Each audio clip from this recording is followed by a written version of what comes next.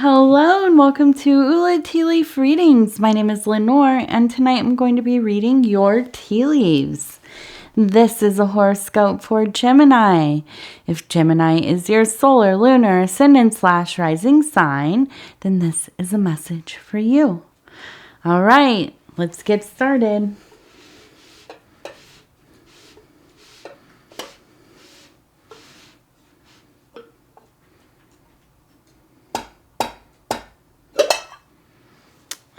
Okay.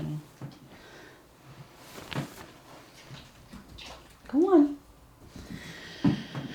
All right. Let's see, what does this have to say tonight? Okay, Gemini. And so our card for tonight is the Four of Swords, and this has everything to do with truce. That is kind of like, stability after some kind of conflict. We think about truce maybe in like a war, or, there's been an argument and we decide that we're both going to just, dead the thing. It's going to end. Everybody's all right.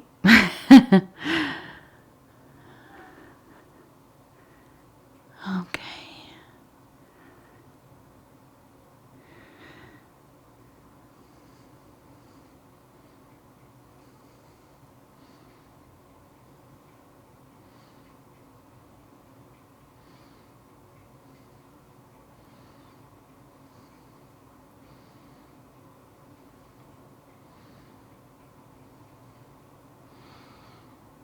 Okay.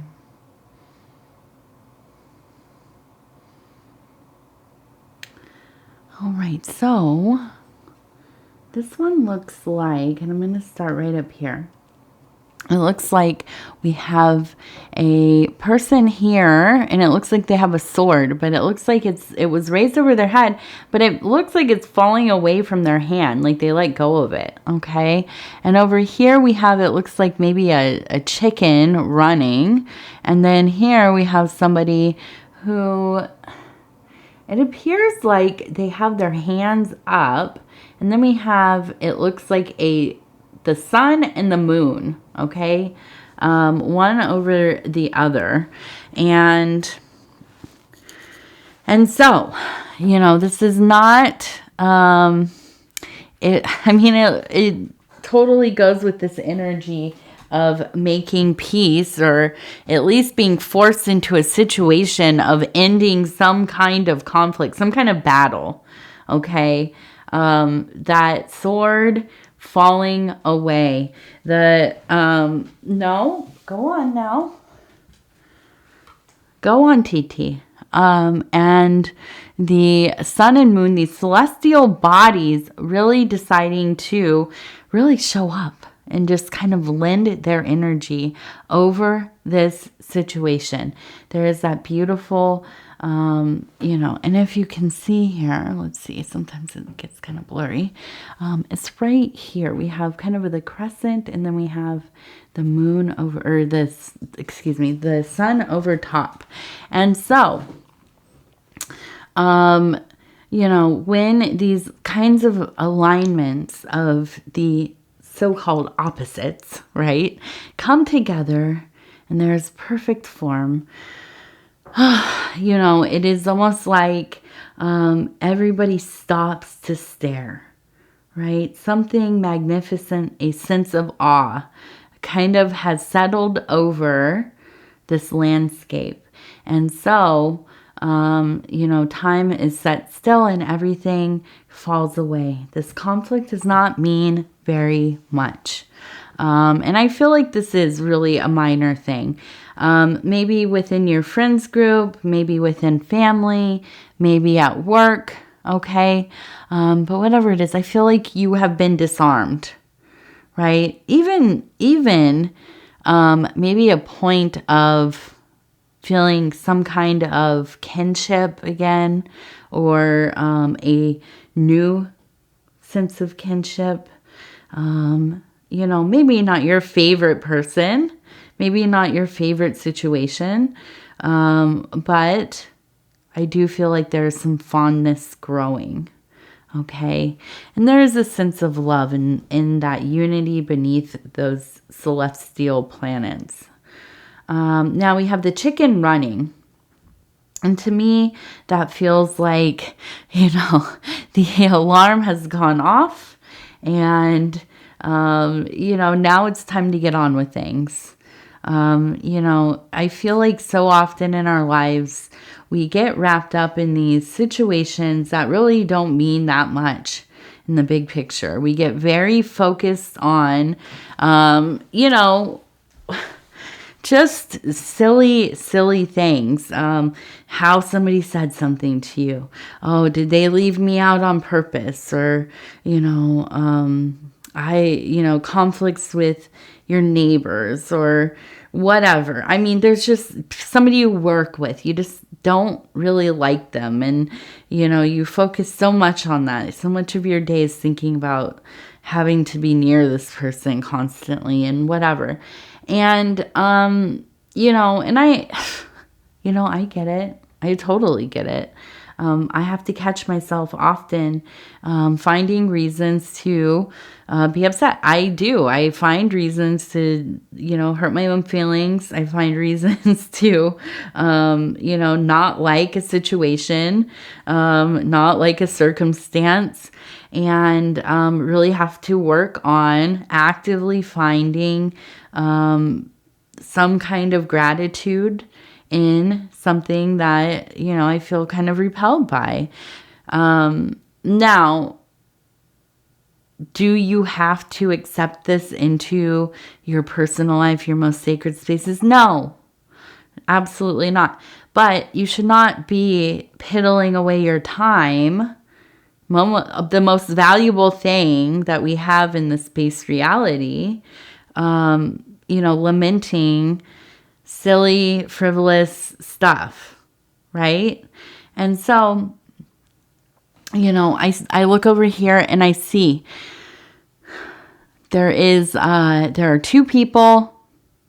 It looks like maybe a person holding a child right here, the little child, and I see this, it to me looks like almost, like what is it called? Like a thought bubble, some kind of utterance coming from there. And just really, it looks musical and beautiful and like some gorgeous language, maybe the language of a small child. And so I feel like we return to this sense of our family, of where things matter. Okay, no, you don't have to have a small child. You don't have to have ever had a child. Maybe this is you as a child. Maybe this is your interior child, right? But whatever it is, there is a sense of loving something unconditionally. I also see we have a little puppy right here. Okay, so maybe this is a fur family member. Maybe, this is a friend who is very loyal. Maybe this is something that you love doing and seek refuge in that interest, in that passion. And whatever it is, I think that this is really a reminder from the universe to get your mind out of these kind of, stinking thinking places and get back to the places that you can cultivate a sense of awe, wonder, love, deep interest, devotion, all of that stuff. Okay, because that's what saves us, right? And it doesn't have to be romantic love. I think as we are, as we begin this journey of love as a spiritual tenant or goal or, all-encompassing thing, we can often think, we got to find our soulmate or, whatever they call it, the twin flame or whatever, within these, the beloved as a romantic partner. And that's so little of what life is. I mean, it might be, a wonderful part of it, of course, but it is so small in the greater scheme of things. There are so many things to love in life. There are so many things that become your lover in life. Your interests, the things that get you out of bed in the morning, that pull you into the world, that make you, feel motivated, inspired. Beautiful landscapes, your favorite tree, the way that your grandma holds your hand, whatever it is. I mean, there's so many things, and these are love. Okay. And this is, I think anyways, in my mind, this is what we mean when we say we live under a religion of love. We live within a religion of love. The universe is love. My spiritual principle is love. And it's everywhere, right? And nothing is more pure of love, because they can't help it, than a child. They thrive on love. It is important. It's as important to a child as food, as air, to be loved. And so it is throughout our whole life, right? If we realize that or not, we are conditioned to reject the need for others. They reject the need for our environment. To feel strength and powerful by becoming strong and rigid and closed off. I don't know. Maybe that kind of coping mechanism, it gets you through some things. And I get that. Yes, I fully get that. But when you become too hard, you will break. Right? There's a lot of power in being soft and finding a way to love things. I mean, have you ever met somebody and you don't know what they love? You know a million things that they don't like, what they don't identify with,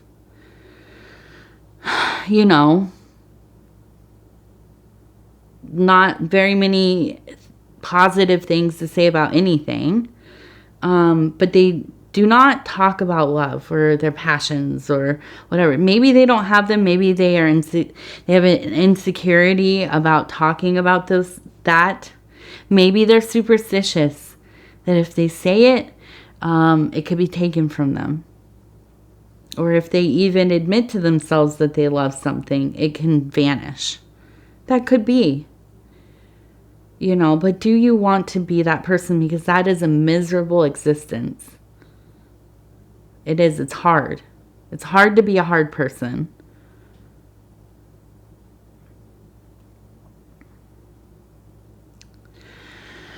All right. So let's see. We have a person over here, and it looks like, again, with the dog. And I feel like there really is just this strong feeling of being, I feel like it's almost a sense of being embraced, okay, by somebody that feels so loyal to you. There's an unconditional love. It is almost like the hug of an old mother, of a grandmother, of somebody, even, you get in trouble, you're in elementary school, you come home, your parents are not happy, but your grandma's still going to hug you, and tell you she loves you. Even though you're in trouble, there's not any condition on that love. And I feel like there's this energy in your life. And, you know, I think that this is what you seek in some way to be that the person that can give unconditional love. And let's just talk about that for a second. It is something that you have to practice doing. To love others unconditionally, we like to think this is something we just know. You know, it's like in the nature of a parent, of a grandparent, to love their family unconditionally. Well, that's not true, really. You know, maybe for some people, I don't know. But I think for most people, you have to practice this. You have to. And so letting go of, you know, you can be discerning. You can see what is going on. But trying to let go of those deeper judgments that create barriers. Okay? And so I think this is really part of the work of your life, is to become a person who is loving, inclusive, steady, consistent. And maybe not, it doesn't have to be to a greater, you know, community, but at least with the people or person closest to you. And maybe that is your child. Maybe that is a family member, your partner, yourself. That's a hard one, right? Figuring out how to behave that way with yourself, how to love yourself that way. Whew, I don't know about that one. That's something that I have to keep working on as well. You know, but this is the energy, okay? And I feel this very much tied to you. And I think that this is ultimately, even if you don't see it yourself, I feel like you are perceived as somebody who either has the potential to be this for somebody, or you already are, even if you don't realize it.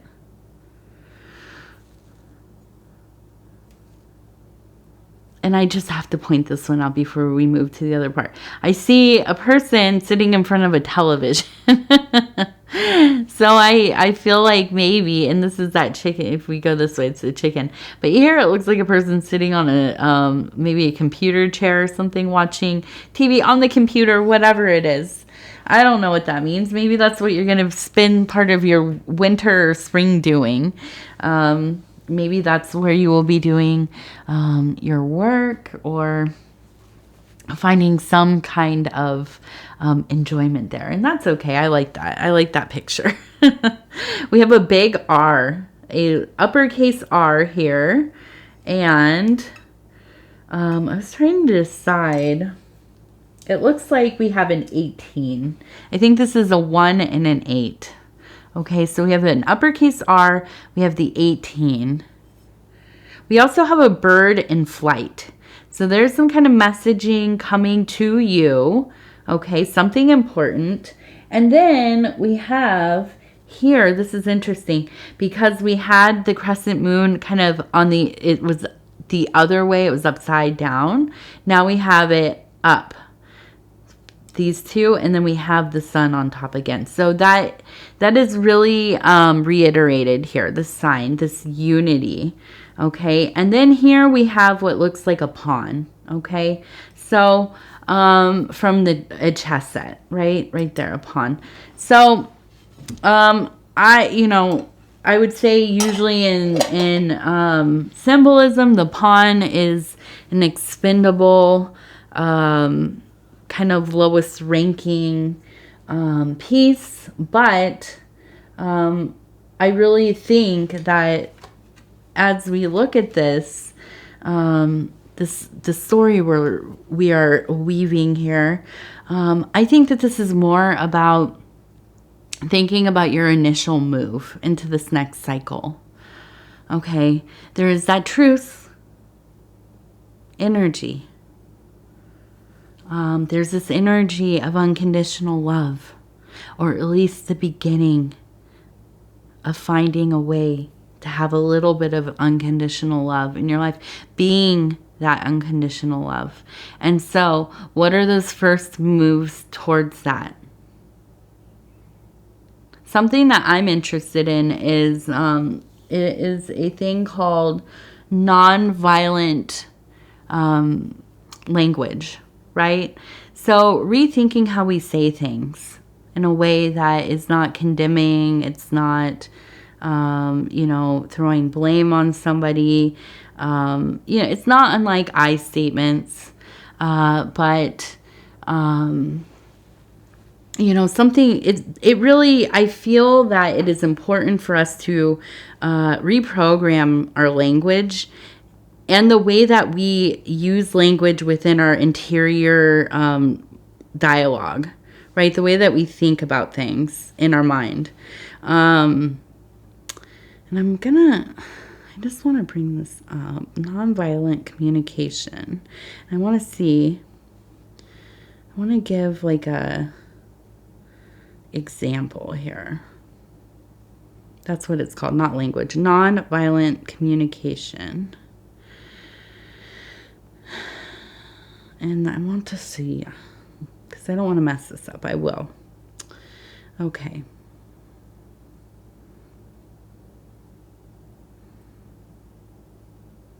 Okay, so here's one.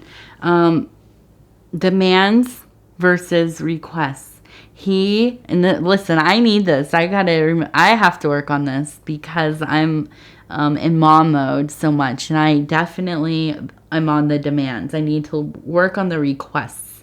So this is demands versus requests, and it says he should be cleaning up after himself. This is a demand. And so using nonviolent communication, we would request instead of demanding, and it would be something like, would you be willing to clean up after you have cooked in the kitchen? So instead of saying should, we are, we're requesting. We are, we're giving somebody the autonomy that they deserve, and not forcing our will on somebody else. So anyways, this is, I think, some of the beginning things. When we begin to reprogram our language, we reprogram our thinking and ultimately how we experience reality. Okay, and this can be a big change in how we view things. Is it always perfect? No. And again, we have to work on these things. It doesn't just happen overnight. It's a big paradigm shift. Okay, so I'm going to bring this up. We have the Earthbound Oracle cards right there. And I'm just going to go ahead and I will stop where it feels right. And we're just going to see how this punctuates our reading. Abundance. Okay, now I'm going to go. An abundance of what or why or what? Who, what, when, where, why. Okay. Let's see. Healing. Okay, there we go. We have an abundance of healing. I'm not mad at that. It's kind of, he has his little bandages on there. Yeah. I'm not mad about that. This is a big part of it too. And this is what reprogramming our language is about too. It's just letting go of a lot of conditioning. And, I think a lot of what happens is, we're conditioned by society, but mostly our families, because it happens in the beginning of our life. And so often, and I am finding this out because I started out as a first-time parent, as a stay-at-home parent with the best intentions. I thought I would be, like a free-range whatever they call that, like attached parenting, well, all these things. And, you know, I try to do some of that, but, you know, it's hard. It's hard to raise a kid by set ideals. You literally, from moment to moment, you're just trying to figure things out. And this is what I have learned about all the adults in my life, now being a parent, all the adults that I grew up around. Most people are just doing their best to stay alive. And most people are making decisions moment by moment. Most are frantic, most are tired, most are overwhelmed, overworked, you know, underslept, all of that stuff. And most of us are unevolved people. We have a lot of things we haven't resolved, a lot of things we haven't processed or integrated. And, you know, here we are raising little human beings. And we do things wrong. And then, you know, it just one generation after another. So where we can work on changing how we talk to each other, how we treat each other, our ideas about the world that do not serve us or, you know, the generations that will come, we have to work on changing that stuff and being really honest with ourselves where we fall short. Because we do, you know, yeah. So anyways, we did that. So I'm just going to say thank you. This one's getting long. And I hope this reading spoke to you in some way. And I appreciate you spending this time with me. It is always such an honor to be able to do these readings for you. And if you'd be so kind as to like the video, it helps us get into the algorithm.